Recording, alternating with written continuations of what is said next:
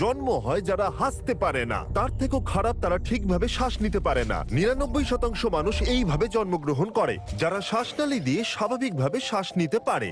আর বাকি 1% মানুষ এইভাবে জন্ম নেয়, যাদের ঠোঁট বা তালু কাটা থাকে, যা বড় হওয়ার সাথে সাথে তাদের জীবনকে ক্ষতিগ্রস্ত করে তোলে। দরিদ্র অঞ্চলের লোকেদের বেশিরভাগেরই এই সমস্যা থেকে মুক্তি পাবার কোনো উপায় নেই, যার অর্থ হলো হাজার হাজার মানুষ অপারেশনের কোনো সুযোগই পায় না, যার ফলে এরা বড় হয়ে খারাপ পথে গিয়ে সমাজ থেকে বিচ্ছিন্ন হয়ে পড়ে। কিন্তু একটা অর্গানাইজেশন গোটা পৃথিবী জুড়ে এই বিষয়ে একটা বড় পরিবর্তন আনতে মনস্থির করেছে। ইনি হলেন ক্যাথি।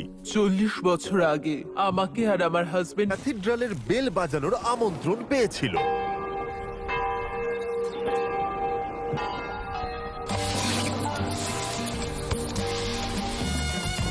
উৎসর্গ করার সিদ্ধান্ত নিয়েছি।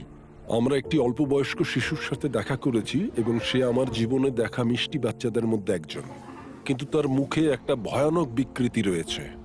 এই শিশুটি খুবই মিষ্টি এবং এবারেই যথেষ্ট নয়।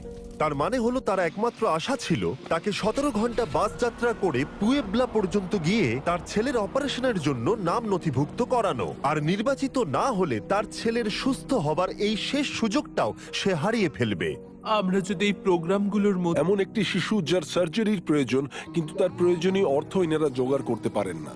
আর যখন আমরা দেখলাম এই পরিবারগুলোর অবস্থা কতটা খারাপ ছিল, তখন আমরা সাহায্য করতে সিদ্ধান্ত নিলাম। তাই আমরা 100টারও বেশি অপারেশন করাবো বলে ঠিক করলাম। তাই পরের দিন স্ক্রিনিং কমপ্লিট করে নিয়ে সময় চলে এলো রোগী নির্বাচন করবার। জেরোনিমো খুবই চিন্তিত ছিল, কারণ সে নিশ্চিত ছিল না তার সন্তান নির্বাচিত হবে কিনা। আজ আমার জন্য খুবই ইমোশনাল শেষ হয়ে গিয়েছিল, আর জেরোনিমো তার ছেলেকে এই প্রথমবার হাসতে দেখতে পারবে। সার্জারির সময় আমার সবচেয়ে প্রিয় মুহূর্তের মধ্যে একটি হলো যখন বাচ্চারা সার্জারি কমপ্লিট করে বেরিয়ে আসে, কারণ সেই প্রথমবার তাদের বাবা মায়েরা নিজের সন্তানকে সুস্থভাবে দেখে। এটা এতটাই ইমোশনাল।